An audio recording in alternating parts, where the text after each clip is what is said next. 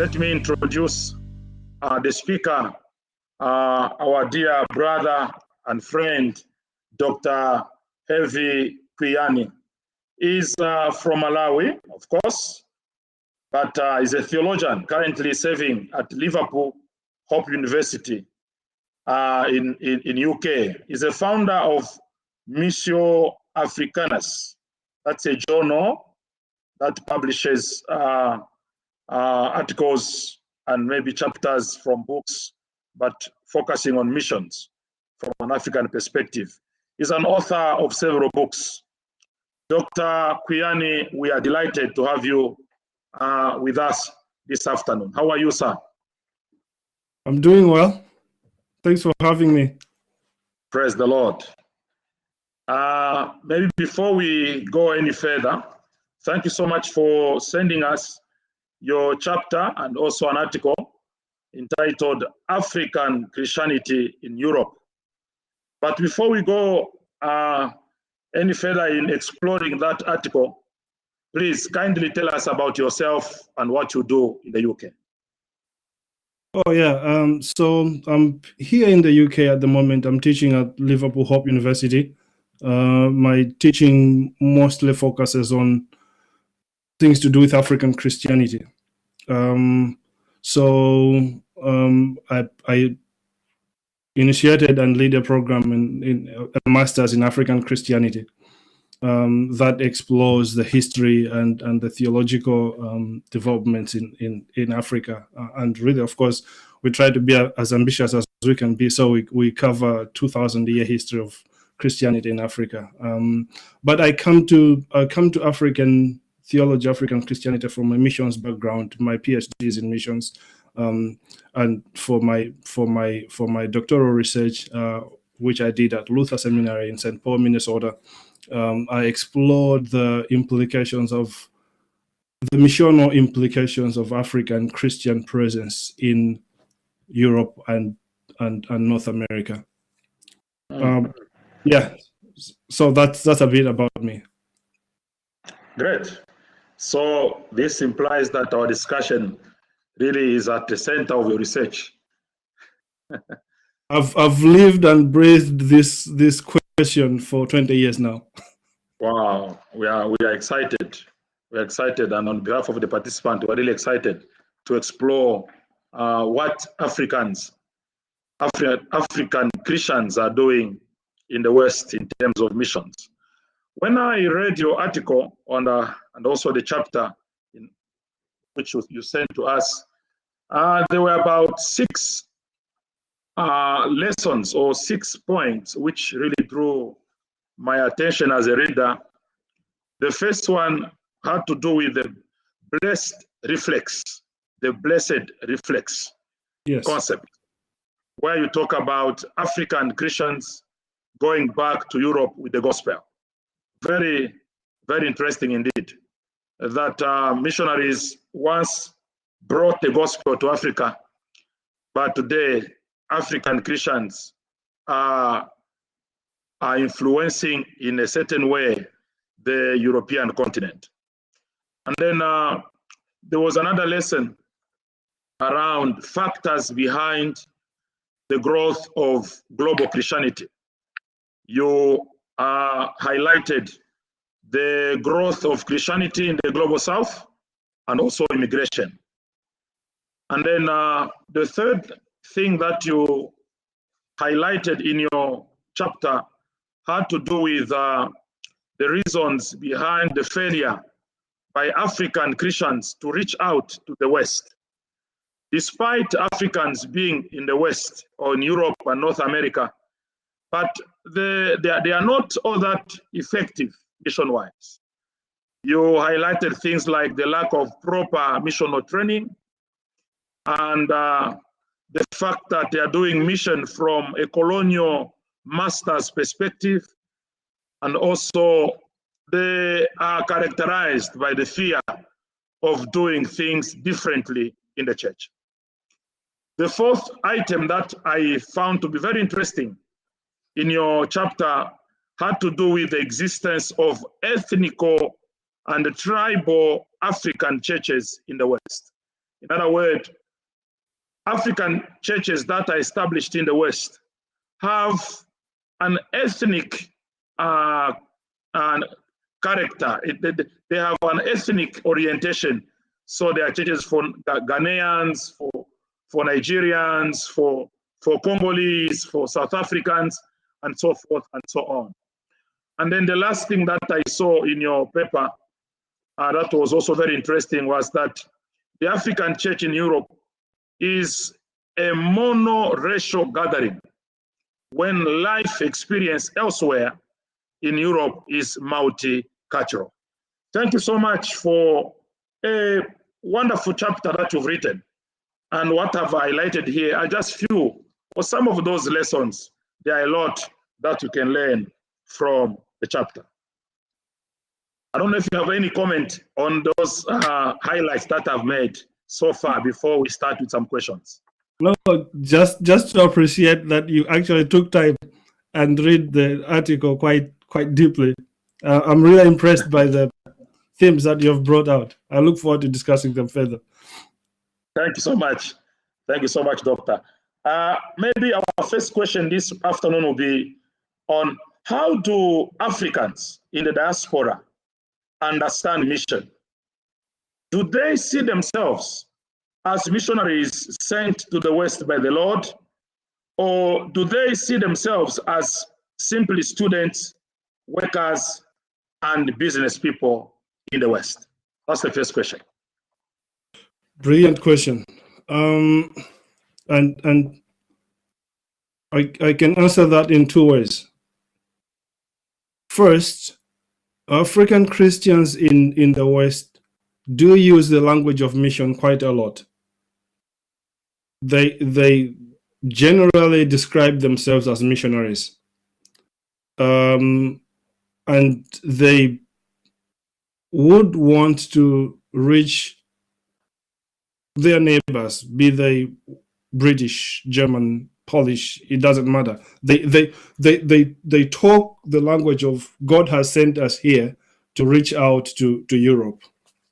There will be quite a few people that I've met, and this is a very small percentage of African Christian leaders in Europe who say God has sent me here for the Africans, or God has sent me here for my own people, for my fellow Nigerians. I have a friend here in Liverpool who is adamant that God has sent him to Liverpool to reach the Yorubas in Liverpool, and he's happy. He's fine doing it, right? But the majority of the people will say God has sent us here to reach out to Europeans. Now, the question really becomes, what are they doing in response to this understanding that they are missionaries? And that's where things. Yeah. So, from your explanation, Africans who are in Europe, they have a different way of understanding mission, because that's very strange. If someone would say, God has sent me to Europe just to reach out to Yoruba people who are here in the UK, I don't know that concept of mission, where it's coming from, but thank God at least there are those who think that they are there for the sake of the mission day. There are some missiologists who argue that African immigrants to the West have contributed to the revival of a dying church. What do you think? Can you provide some illustrations to support this claim as a missiologist in the West? Yes, let me give you an example. I've lived in Liverpool for 5 years now. Before that, I lived in Oxford. So I'm well aware of what's happening in London in terms of the Christian scene. We know for sure here in the UK, this is a given fact that London Christianity is becoming black. And the reason that we say London Christianity is becoming black is because on any given Sunday, 60% or more over 60% of people who attend church in London are going to be Black, mostly African, but with a few other churches from the West Indies, Jamaican, St. Kitts, Barbados. But 60% or more of church attendance in London on any Sunday is Black. Now, Black people in London form only 14% of the population, 14. So you have 14% of the population accounting for over 60% of church attendance. If you were to take Black people out of London, church attendance in London is going to go down really massively. And so it's in this sense that we say that African Christians are upholding a church in Europe that would have been in a very, very bad state. When I teach around several colleges here in the UK, and one of the things that I do generally is to ask my students if they are religious or not. And I do that just to gauge what's the situation like in the UK. And most of my students will say they are not religious. Only 10% of students that I've interacted with at this university and other universities will say they are religious. And half of the 10%, so 5% will say we are Christians. And so when I ask the others, what religion are you, they will talk about Asian religions or something like that, even though they are white British students. And when I ask everybody then, do you know any Christians? The answer is almost always, yes, the Africans. We know the Nigerian Christians in that rent space in our school. We know the Ghanaian church that gives out tracts on the street every Friday, Saturday. And so, to a great extent, yes, Black Christianity is becoming the most visible expression of Christianity in Europe, and it's also becoming the again in the UK here. We know that where Christianity is growing, where the church is growing, is basically among African immigrants. So, to a great extent, it's fair to say that African Christianity is propping up European Christianity at the moment. Wonderful. And that will continue for the next few, probably, decades. Now, what is the attitude of the white brothers or the white sisters, those who are not part of the African churches? Do they see the presence of immigrants on their continent or in their countries as a blessing, or as a curse, or as a challenge? Do they appreciate the contribution of the African Christians in their context? Brilliant question. This one is tricky because the colonial history is not too far behind us, right? Zimbabwe gets independent in 1980. It's recent history. I do argue that some of the people who are reading our books today were actually involved in the colonial rule or something like that. That the mentality that Europe is the center and Europe is the standard still shapes a great deal of our discourses here around migration and around the presence of Black and brown people in Europe. We joke around, but it's not necessarily a joke. I think there's some truth to it that a white British person going to Kenya is usually an expatriate or something like that.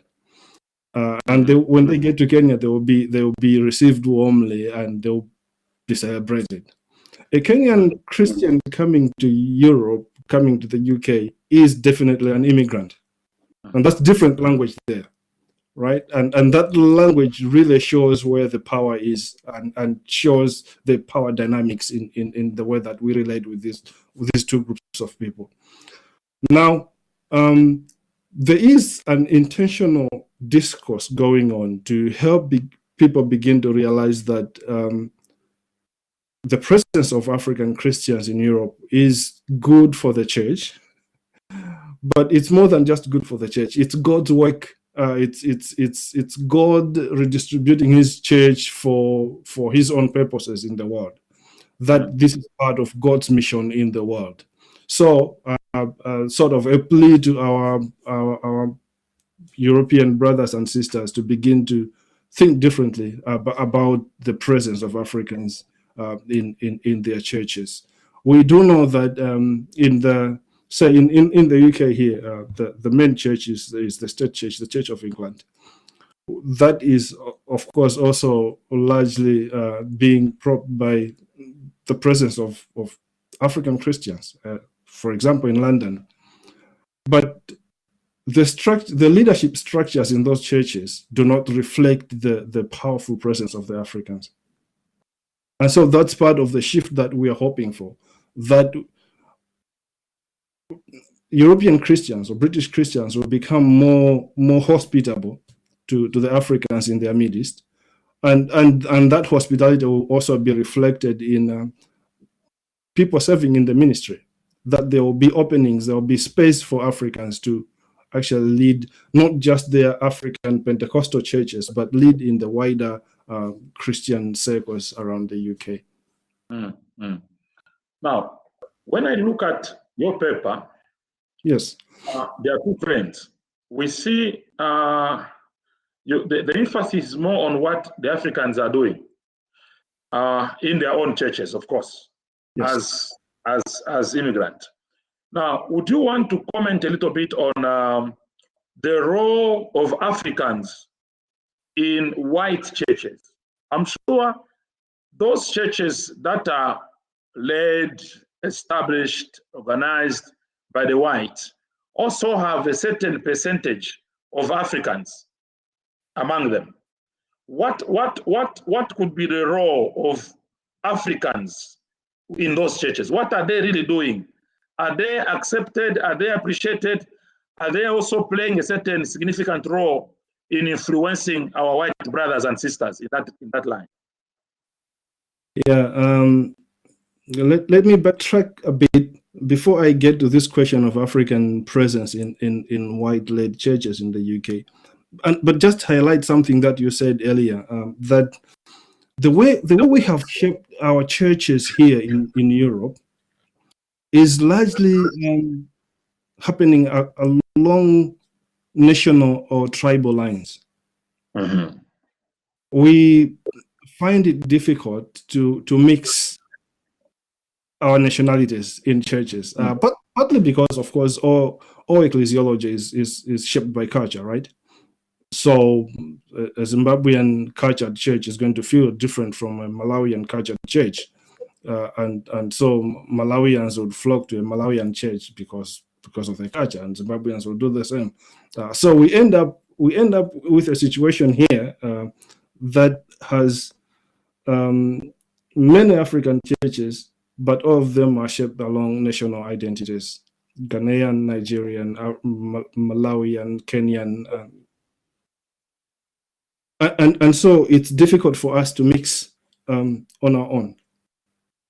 Which makes it easier than to sort of stay divided, and the whole theme of divide and rule begins to shape us. Now, there are, so again, a great deal of African churches here in Europe are shaped around Pentecostal theologies. Many of them will actually say they are Pentecostals. That's almost a given fact. And I do think that is usually the case because again, culture plays a role, and that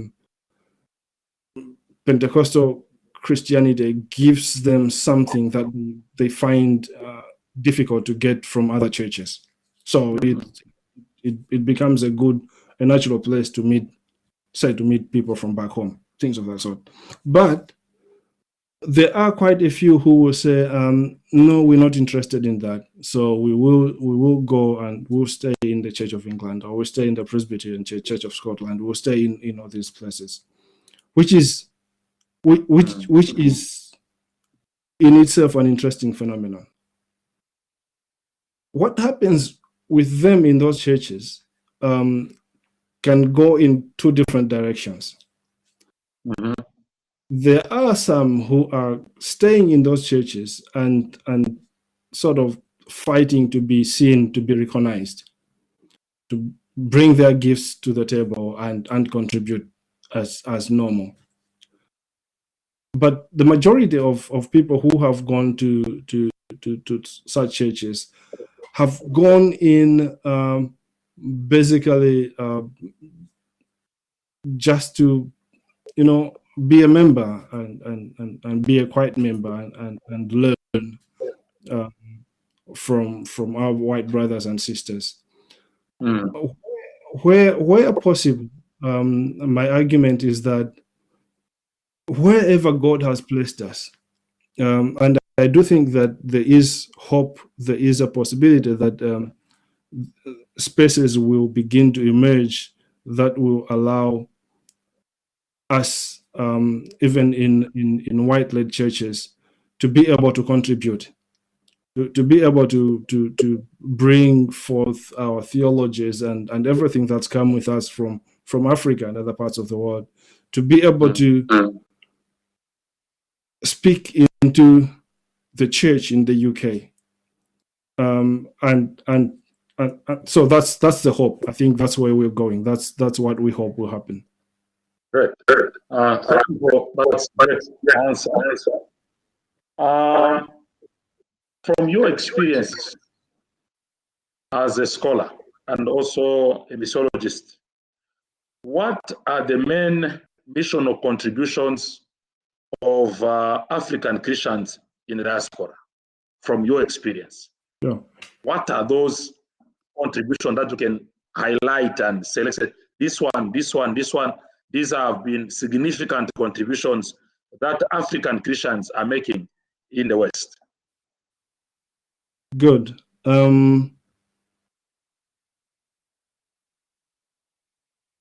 So in Europe, at the moment, we know that the largest church is in Kiev, Ukraine, led by a Nigerian, probably 30,000 members. Here in the UK, the largest church is Kingsway International, Matthew Ashimolowo's. Last time I checked, they said they had 12,000 members. But then, in addition to these two big churches, there will be other movements, not smaller, but other movements. Redeemed Christian Church of God, 1,000 congregations in the UK alone, right? That when they get together for what they call Festival of Life, it's an overnight prayer that happens twice a year here in the UK. When they get together for the Festival of Life, there will easily be 50 or 60,000 of them in one place for an overnight prayer. It's almost like people are coming to watch football, but they're coming to pray. Ghanaian Church of Pentecost, 150 congregations in the UK. So again, it's African Christianity is the most visible expression of Christianity at the moment. It's a growing part of the church in the UK. That, I think, is important.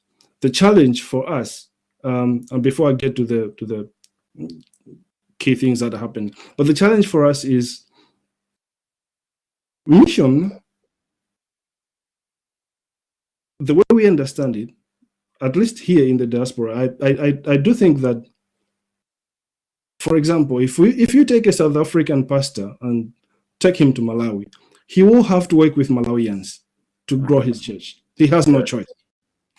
But if you take that same South African pastor and bring him to London, where there are a good number of South Africans who can grow a church, he can easily grow that church with just South Africans and not having to do with anybody else. And I think that is a challenge. Yeah. But here in Europe, we're behaving differently from the way that we would behave in Africa. And that's exactly what leads us to Malawian churches or Kenyan churches or Nigerian churches, because the leaders are looking for people who, it's going to be easier to grow a church with them. Now, part of that problem is simply because a great deal of our missiology, I argued in the paper that on the one hand, most of the African leaders who are working and serving in Europe do not necessarily have a missions training. Yeah. Many of them don't even have a theological training. They have come here to work and found that they are not happy with the churches that are in their neighborhood. And they talk to other fellow Africans and they realize, you know what, there are many of us here, we can start our own church. Right? And then they do the African thing. And that works. But because we've come here without an intentional missiological training, we are still practicing a missiology that very much looks like the missiology of the 1800s and the 1900s. A missiology that depends on colonialism, so to speak. That your convents have to begin to think and look and speak like you. That you demonize everything about the people's culture in order to convert them to Christianity. And we find that this is difficult here in Europe because, of course, it just cannot work. It's not justifiable, right? We're not bringing education. We're not bringing hospitals. We're not bringing anything. We need to think and find new ways of doing mission that will engage with Europeans in a better way. Now, having said that, the African church in Europe is still the most evangelically active church. African Christians love evangelism. They find it difficult to figure out what kinds of evangelism are going to work in the UK. They still believe in, most of them still believe in doing something that worked in Lilongwe, right? If it worked in Lilongwe, they want it to work in Liverpool. It's not going to work. And over the past 10 years, I've spoken to many churches that say, we love evangelism and we love to take our tracts and give tracts out on the street as a form of inviting people to church. And you realize that after 10 years, that has not brought any fruit at all. Right? So, yes, they bring the evangelism zeal. It needs to be contextualized in order to work in Europe. I celebrate that. I really love the fact that African Christians are quite active in terms of evangelism in Europe. And this is a problem because it's a challenge for Europeans because in the context of European Christendom, evangelism and mission are things that you do elsewhere. You don't do them in Europe. You do not evangelize in Europe because Christendom made you believe that everybody in Europe is a Christian, right? So evangelism and mission are things that European Christians do elsewhere. Now, and that means that to a great extent, European churches have lost their evangelistic zeal. Right?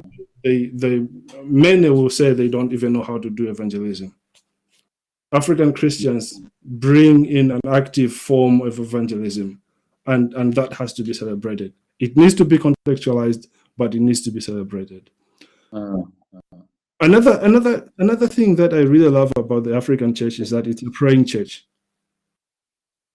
I do not know even one African church here in Europe, in the UK, that does not have a night vigil at least once a month.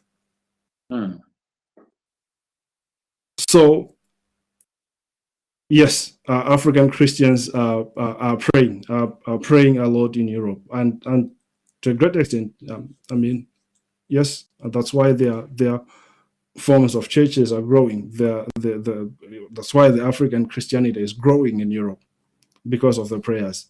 And again, this is an important gift, because in the context of evangelism and in the context of the Enlightenment, where you don't really have to wrestle with the spirit world that much,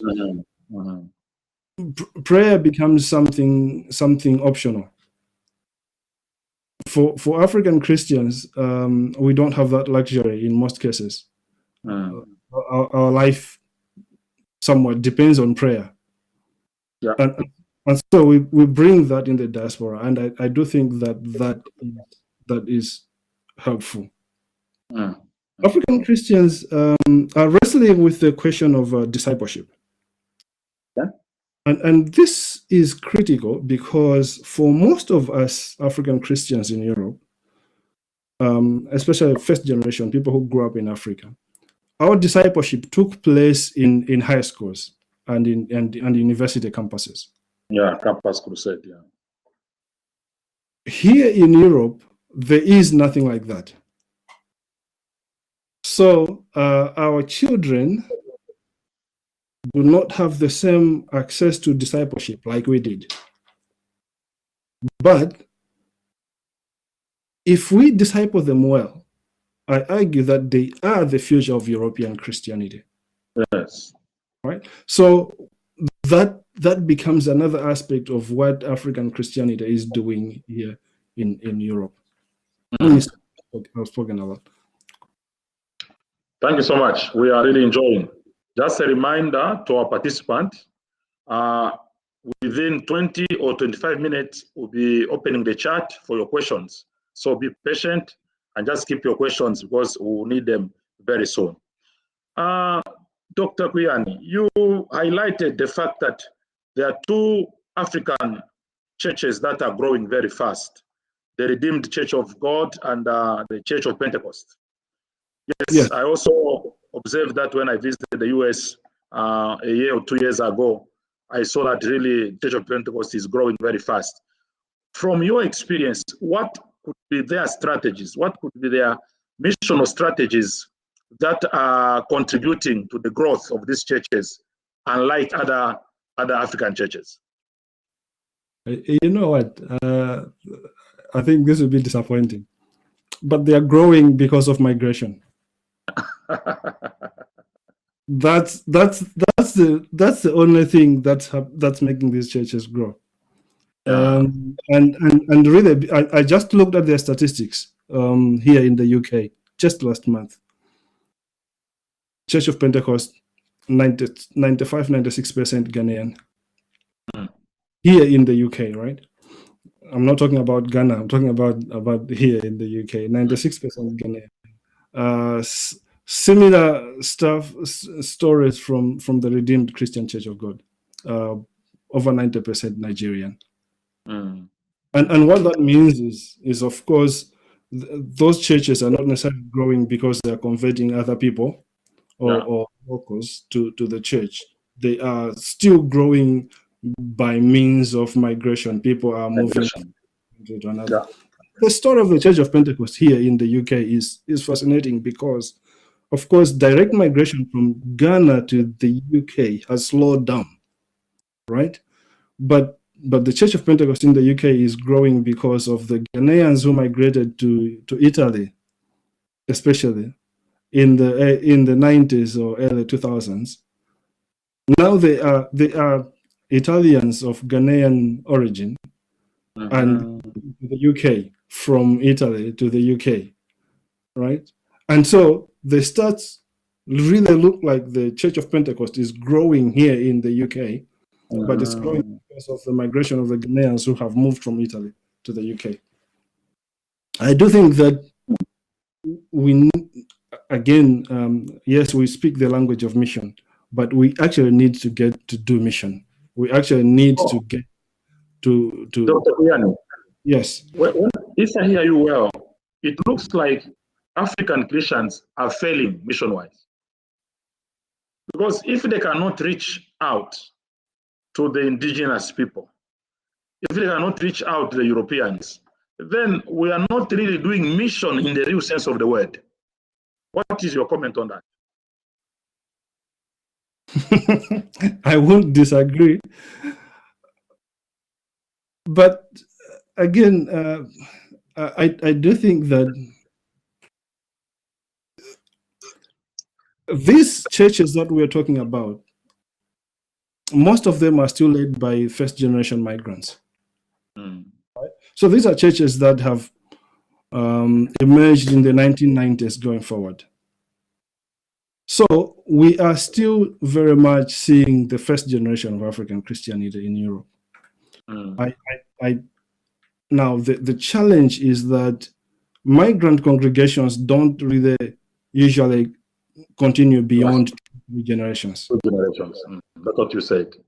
Yes, they will need they have to indigenize somewhat, and we are somewhere at that threshold where leadership has to change from one generation to the next generation, and yet the next generation is not necessarily in church that much, and so yes, I do think that it's an existential crisis, that if we do not begin to engage in mission differently, our churches will not be here in the next 50 years. Now, it looks like training, missional training is a problem. What kind of courses should we design as theological seminaries in Africa so as to empower Africans to be effective in international mission activities? Yes. Brilliant question. Yeah. On the one hand, I think that one of the most critical things that we can do in the continent is to talk about mission in a way that it's faithfully connected to migration. I do argue, I think I mentioned this in that essay, but I've made an argument over the years that mission really happens because of 2 things: a spiritual revival and migration. And at the moment, both those things are happening in Africa. Now, migration and the faith, people take their Christianity with them when they come to Europe. But what they don't come equipped with is an understanding of mission. So if we can take this even beyond our academic institutions into our churches, right, to help people begin to understand that migration is an opportunity for mission. And people should be prepared. As the middle class is rising in Africa, many Africans will continue to travel to other parts of the world, without necessarily saying that they are a missionary. They should understand that God has sent them there on a mission. So we need that both in our academic institutions, but also in our churches. Another thing I think we need to really begin to wrestle with is just the question of how do we as African, of course, we need to move beyond our own nationalism, right? That when we meet in the diaspora, we can be Pan-African. I mean, it's a conversation happening in the continent. Why should not happen here? 1. 2, when we are here in the diaspora, we need to realize that our leadership styles need to adjust. And so, just helping our students back in the continent that, yes, God may move you here and you find yourself somewhere in Chile. Take your context seriously. Learn from the context. Contextualize your ministry. And that's the main challenge that I see with pastors here. That they come here, they realize that the context is totally different, and their response is to go back to what they know best. And what they know best is what worked in Lagos. But that is not going to work in Liverpool. Right? And the more you do the Lagos thing, the more you alienate yourself from the context of Liverpool. So when you find yourself in the diaspora, learn the diaspora. Learn the culture, learn the context, learn the language. God is going to use you there. So take time and learn. Right? Because how do we lead in congregations that are made up of people of different cultures? In Africa, it should not be too difficult. We mix cultures quite a lot.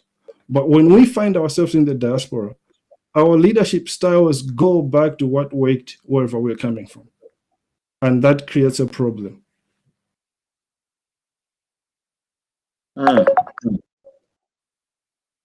Wonderful. Sure. Great. Those are great insight. And I'm taking note of what you are telling us, because we are here to learn from you and also to see how we can adjust some of our courses so that we can be relevant as we prepare. You know, SAT is a global seminary, so we have students across the world. We have Africans living in Europe, in America, in Asia, and also we have Europeans themselves and Americans studying with us. So we need to know how we can design courses that will be relevant to the context. I should add that I think one of the most important things that we can do is to move the conversation forward from thinking of mission as a white Western thing. And maybe the language of mission itself is problematic, but we need to get to a place where I do talk about the evangelisthood of all believers, right? That we and this has worked well in Africa. In that you receive Christ, you become an evangelist almost immediately, right? At least you have to evangelize your family and your neighborhood. It empowers everyone. Right? Priesthood of all believers for Pentecostals. That's right. That's right. Yeah. But when we shift to mission, it becomes a wide field, right? And so what's going to be helpful for us is to actually understand our own story, our own place in God's mission, God's missional narrative, and really begin to believe that actually God has placed something in this dark skin that the world needs to hear. So should we be talking about the Africanization of the God's mission? Yes. That's going to open doors. When we begin to realize that, and yes, it's going to look differently, right? It's not going to be the same mission that the Europeans did in the 1800s, right? At least I hope that it's not going to tie itself to colonialism, right? And in a sense, then the Africanization of the Missio Dei makes it possible for us to talk about a post-colonial mission, and that will be a gift to the body. Yeah. So, Dr. Kwiyani, as you know, we are missiologists. Yes. And the Christian mission is multidimensional. Yes. It is evident that from what you have shared, Africans have failed in a certain way, especially when it comes to evangelism or reaching out to our European and Western brothers. But there could be other dimensions that could be explored to make the African mission work in the West more effective. I don't know what would be your comment on dimensions such as mission as theological education. What is the role of African theologians in training church workers in Europe, for example? Or your comment on mission as social involvement. What is the role of the African Christians in the European context in terms of social involvement, or mission as partnership with the church in Africa. What are African Christians doing to partner more with local churches in Africa where there are more opportunities in terms of doing mission? Maybe would you want to make some comment on those three areas before we continue? Theological education, it's very important. And I'm speaking this, I'm speaking about this with passion because I am one of the 3 Africans teaching theology in a university in the UK. Right? We have at least 150 universities in the UK. Many of them will have departments of theology. There are only 3 Africans teaching theology here in the UK at the moment. So it's an open door. It's an open door for African theologians to join. Yes, that's and that's, I mean, yeah, that's an invitation. If you can find your way here and you meet the requirements, the world is opening up to African theologians. So that's important. And I find that, and as I said, I do teach in several places. I find that one of the most fascinating thing in teaching around here is to show people that there are other ways of understanding the text, the Bible. There are that when you engage with people from other parts of the world, you may come out of that conversation richer because they open the text in a different way. So that's important. That's, you know, let's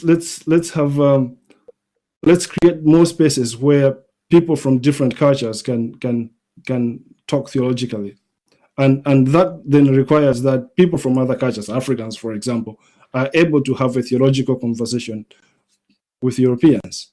That's not just about listening and learning from Europeans, but you bring something to the table.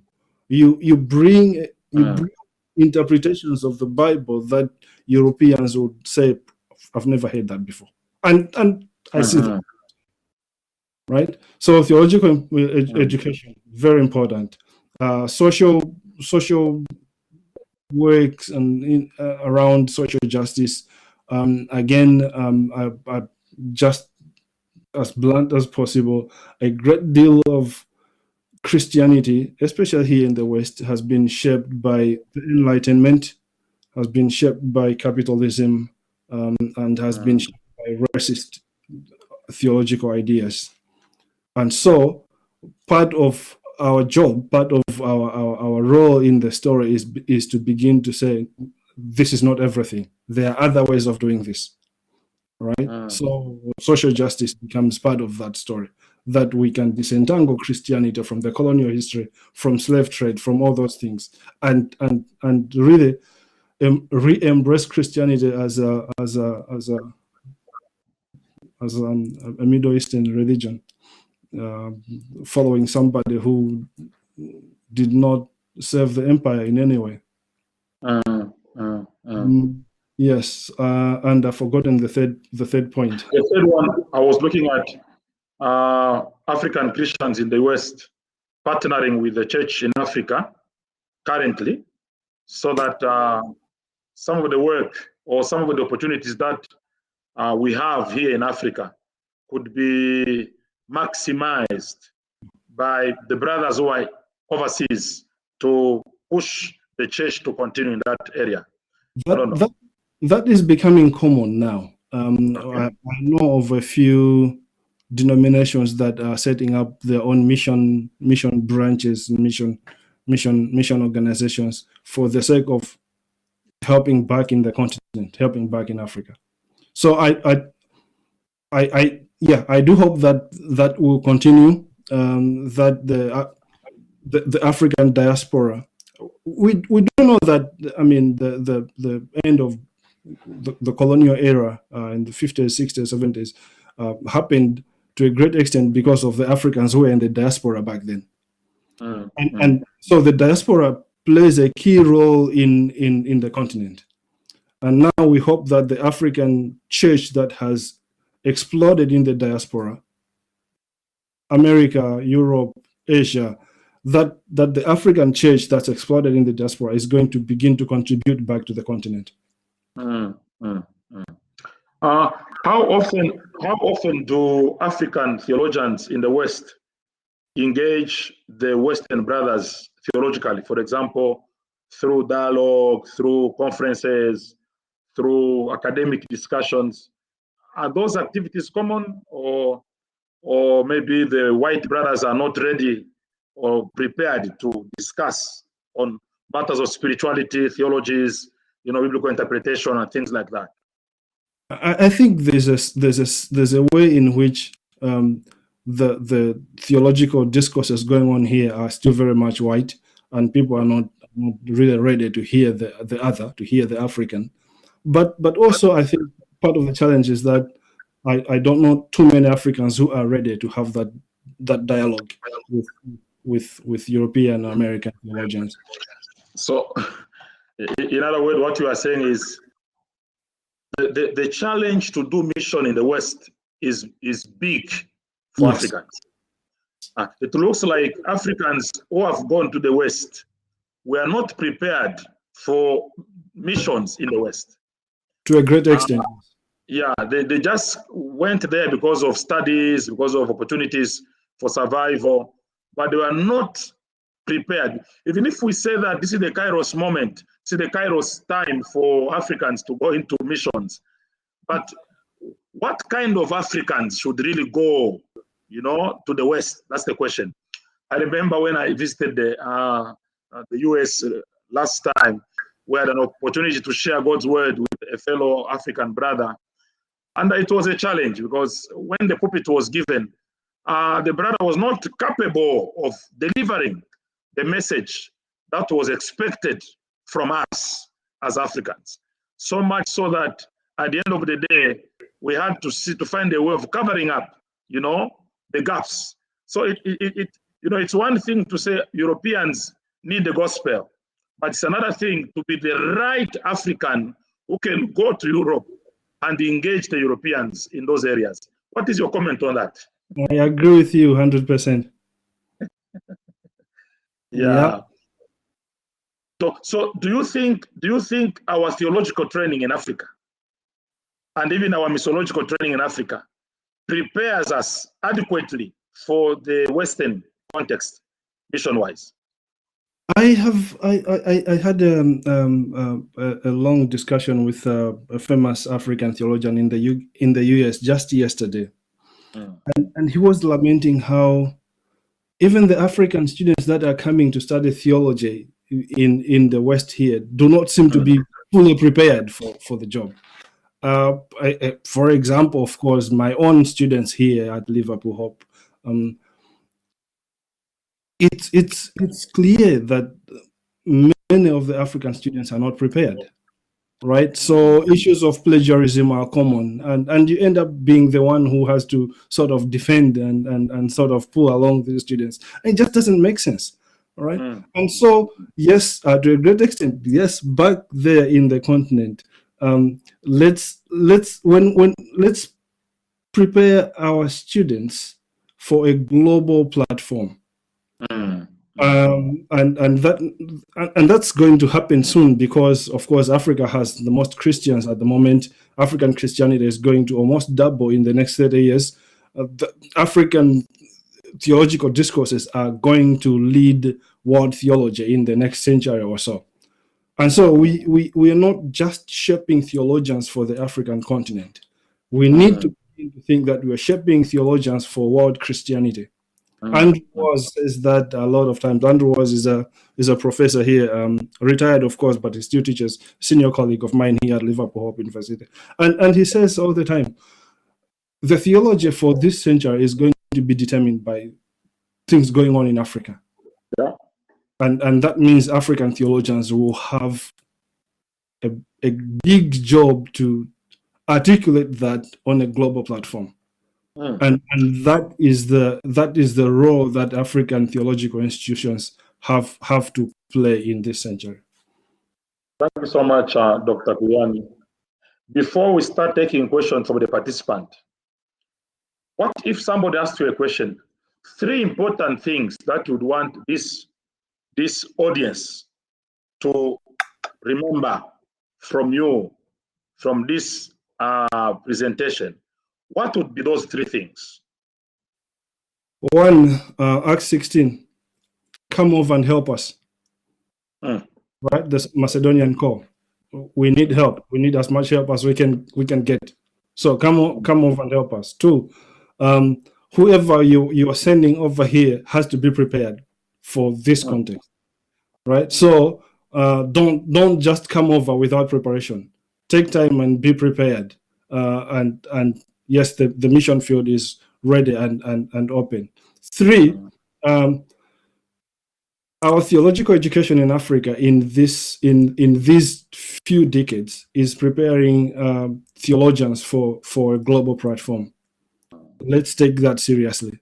We are not just, and that has to be reflected in the way we're doing our research, the way we are writing and publishing, the way we're doing this academic thing. That it's not just for Africans. We're not just focusing on Africans. We will have a responsibility to articulate theology on a global platform really soon. And so we need to start preparing for that. Excellent thoughts. Kennedy, I've seen your hand, but please, would you mind posting your question in the chat box? There is a chat box. That's the right space where you can post your question. Thank you so much, Dr. Kwiyani, for teaching us. We have learned. We have a question from one of the participants, Tawanda. He says, from my personal experience in living in England for about 5 years, the ambivalence towards Christianity and missions is linked to prosperity. The wealth of the West negates the need for God. My prayer, that should be, why pray for healing when you can simply go to the very best medical facilities? Why pray for a job when you can simply receive aid from government? Want the same fate before immigrant African Christians in the West? Why do you believe, if you do, that Africans unduted by wealth will respond differently from the Western brethren? I don't know if the question is clear.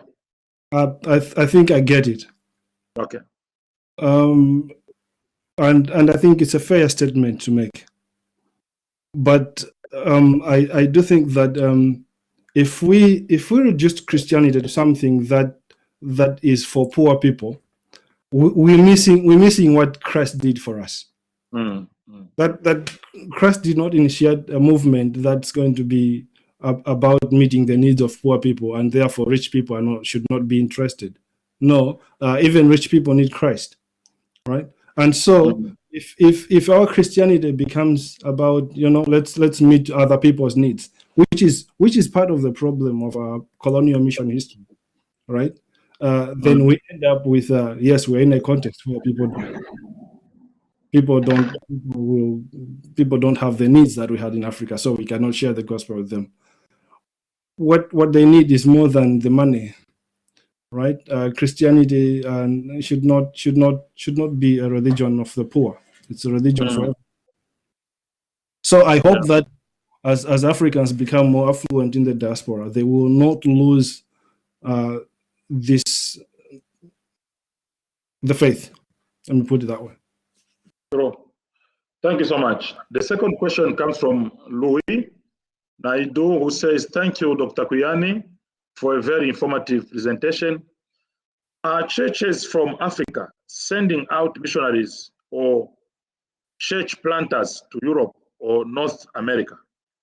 who are the leading churches, organizations in these missionary endeavors? How successful are these endeavors? I mean, to a great extent, I do not know many African organizations that are sending church planters and missionaries to Europe. And that's part of the challenge, that people are coming in to do other things and then plant churches. And yeah, I'm not sure that is actually the solution, that we need to send professional missionaries. I do think that to a great extent, what we need to do is to empower the Christian professor who comes to teach mathematics in Europe, or the Christian, to empower all those people to become evangelists. So, yeah. And that would make a difference. So I agree with you. Yeah, good. We have a comment from Lorraine, who says, "I hear you, Dr. Kwiyani. This symposium is brilliant." So she's just happy with your presentation. Anna says, "Dr. Kipimo, would you kindly provide the title of Dr. Kwiyani's article?" It was, I think, African. Dr. Kwiyani, would you mind just repeating the title for your chapter or article?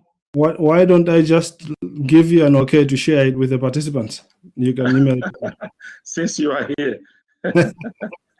Thank you. So the title of the chapter was African Christianity in the West. I think it was something like that. African Christianity in the West. So it deals with, yeah. So it's African Christian, just a second. African Christians and Missionaries in Europe. Yeah. Is the title. Sure. But what I'm suggesting is, if the participants want it, you can email it to them. Okay, I get the point. Yeah. I think our content manager, Brother Rudolph, is hearing. He can forward the article to all our participants this afternoon. The other question is from Francis Omondi. There is a comment here. I do not agree that we need to Africanize missions. This is weak. Africa needs to do proper missions and not mistake evangelism and church planting and cloning with mission. What, in my opinion, is needed is mission infrastructure that will strategize for the West, recruit and train for the West, and deploy actual missions for the West. I don't know if you have any comment. Well, yeah, this is interesting. I hear you, Francis. I think we've met somewhere that I don't remember where, but I hear you. I think your comment makes sense. I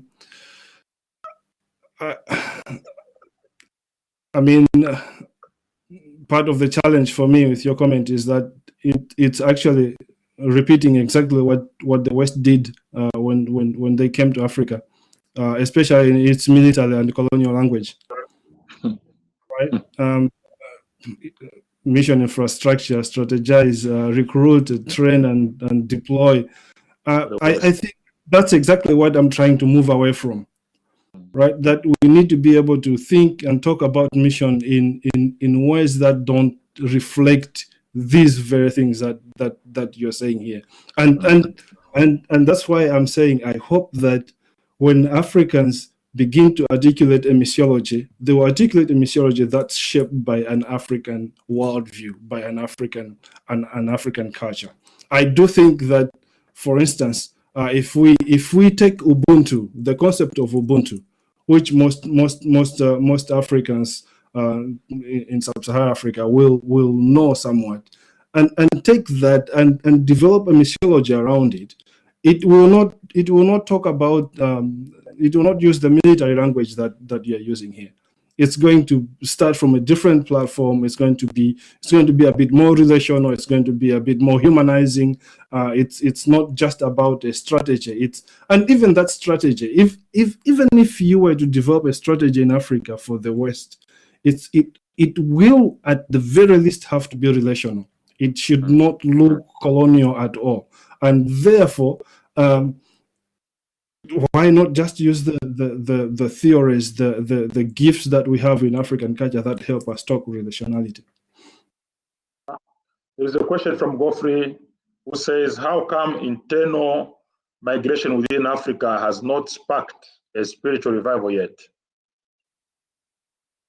I've not lived in Africa for 20 years now, over 20 years. So I won't know that. But I grew up in the 80s and the 90s in Malawi. And there was a spiritual revival going on.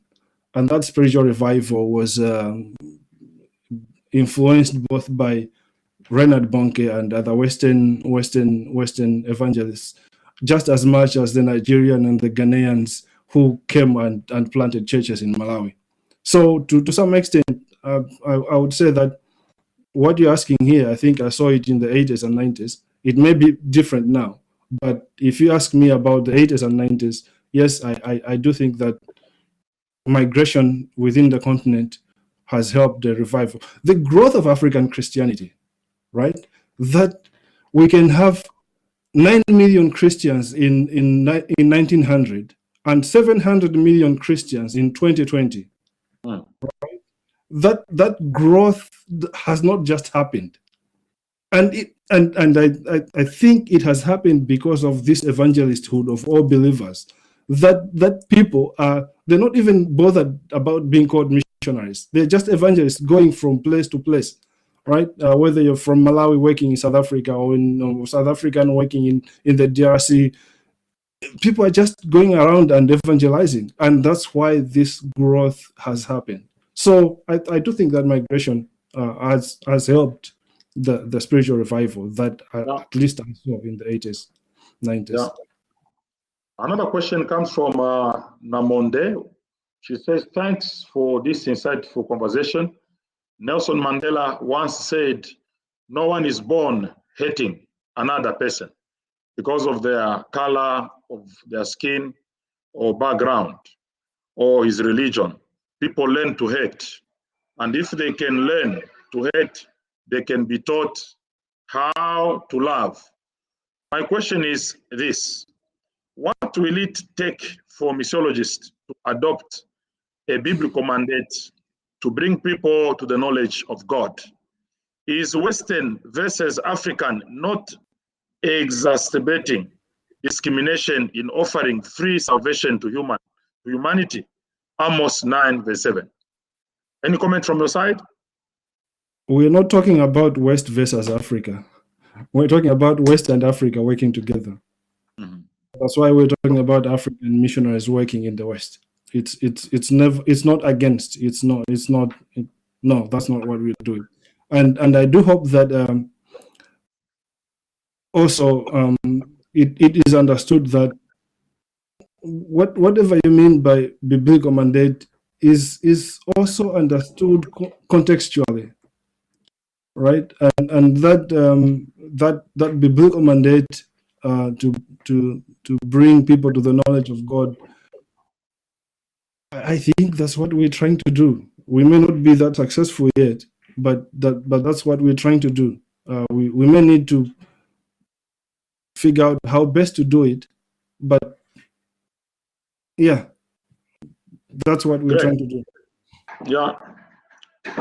The other question that comes from Jean says, if Ghanaians, Congolese, Jamaicans go to churches of their own brothers, how do you think we as blacks can influence the white brothers to accept Christ? No, and that's just a problem of ecclesiology, right? That we need to move beyond those nationally shaped churches to begin to understand ourselves as part of one body. Christ has only one body. right? And we're all part of that one body. We all bring gifts, but we also need to receive from the body. And so if we can move in that direction, it will. I do argue that here in the UK, for example, cultural diversity is growing, right? In 2001, only 7% of the population were non-white, and non-white, including Asian and Africans and others. 10 years later, in 2011, that was at 14%. We just had census a few months ago. We haven't gotten the data yet, but most probably it's going to be beyond 14%. So the country as a whole is becoming more culturally diverse. Christianity is even more so, right? And so if the country is going to get the mission, it's going to get evangelized, a country that's culturally diverse, it needs a culturally diversified missionary movement. So it needs us to work together. And that's the prayer, that's the hope. That's why I'm saying what I'm saying today. That it needs us to get to a place where we can work together, because the world the world that we're living in is more culturally diversified. Great.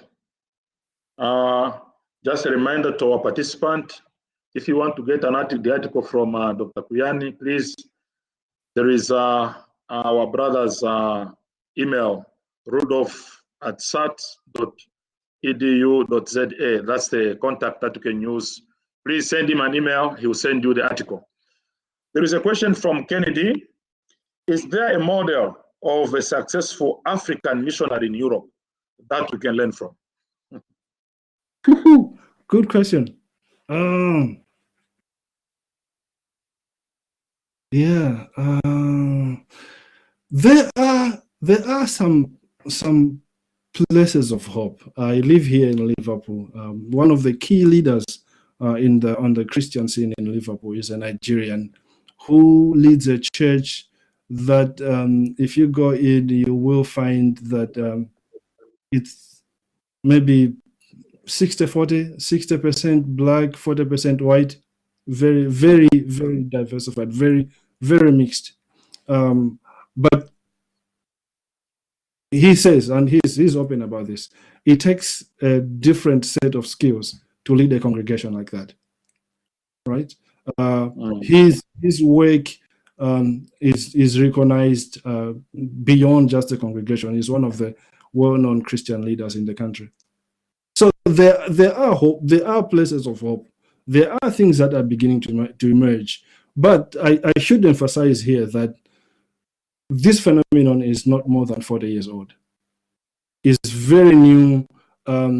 We are still learning how to do this. And please be patient. We may not get it right straight away. There is work happening. There are people trying. It may take a few years before we actually say we have real models of African Christians doing mission in Europe. Wonderful. Let me give an opportunity to one of our academics at SAT, Brother Jose, to pose the question. Brother Jose, over to you. Thank you, Chair. Thank you, Dr. Kwiyani. It's been a very insightful and honest presentation. The way you articulate and answer questions, I can hear that you live the topic. Thank you so much. I spent 6 weeks recently in Portugal, and I did spend a little bit of time in Lisbon, the capital, with brothers from Mozambique and Angola. And there's still an issue with mission and migrants from Africa, because most of the migrants from Africa that come to, at least in my context, what I saw in Portugal, they are poor. So they go into poor areas, they congregate in one area. So socioeconomic reasoning prohibits them from moving around freely. So henceforth, the issue of mission becomes centered in one area, geographical, due to socioeconomic reasons. And fourth, it becomes basically an evangelizing effort rather than a missional effort. So I think there's still that plays a role in this. But that's just a comment. I wanted to ask for SATs, us as a seminary, for us to begin to introduce into our curriculum teaching that enables the brothers to endeavor missions in Europe as being as a one body, not that we have a West versus East or versus Africa, like you said, and I fully agree with you. What could we do in our curriculum as a seminary to assist with this initiative? Thank you.